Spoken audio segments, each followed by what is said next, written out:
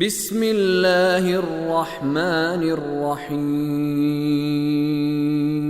ان المتقین فی ظلال وعیون وفواکہ مما یشتہون کلوا واشربوا ہنیئا بما کنتم تعملون انا کذالک نجزی المحسنین ویل یومئذ للمکذبین۔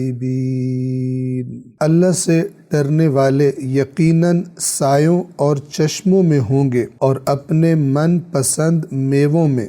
جو اعمال تم انجام دیا کرتے تھے ان کے بدلے میں خوشگواری اور بغیر کسی روک ٹوک کے کھاؤ اور پیو۔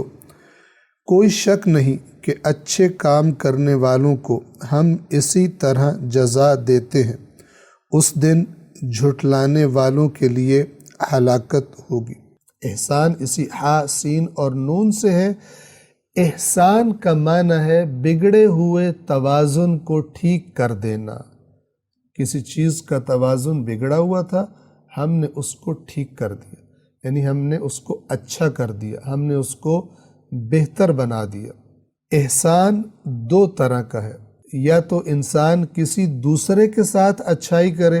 مثال کے طور پر ایک انسان ہمارے سامنے آئے کہ جو بڑا غریب ہے اور اس کی زندگی مشکلات کا شکار ہے، گویا اس کی زندگی کا توازن خراب ہو گیا، تو ہم اگر اس کی مدد کرتے ہیں، اس کو کچھ رقم دیتے ہیں یا اس کو کوئی کاروبار بنا کے دے دیتے ہیں یا اس کی کوئی نوکری لگوا دیتے ہیں، تو گویا کہ ہم نے اس کی زندگی کے بگڑے ہوئے توازن کو ٹھیک کیا۔ اس کو عربی زبان میں احسان کہا جاتا ہے۔ توجہ فرما رہے ہیں، پہلے اس کی زندگی میں فساد تھا، ہم نے حسن پیدا کر دیا۔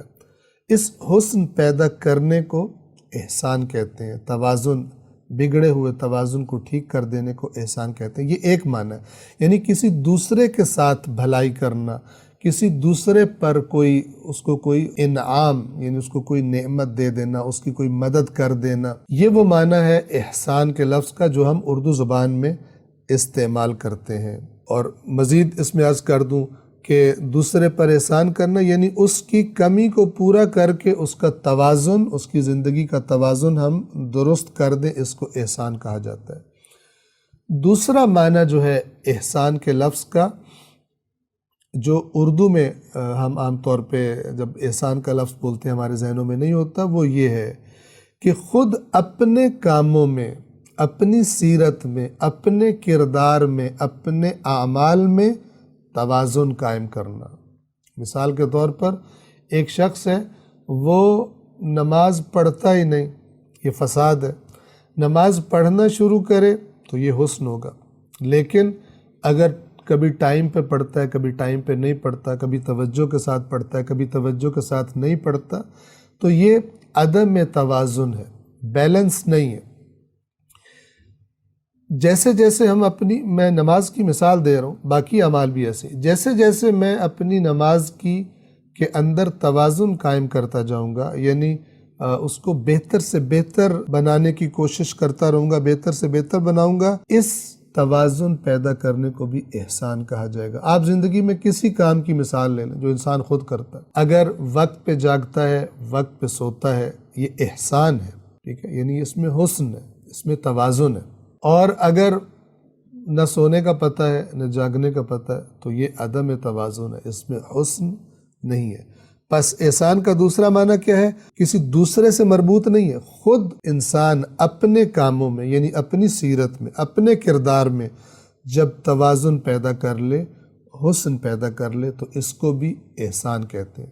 بس احسان کا ایک معنی دوسروں کے ساتھ اچھائی، اچھے کام، اور ان کی زندگی میں توازن پیدا کر دینا، ان کا بگڑا ہوا توازن ٹھیک کر دینا۔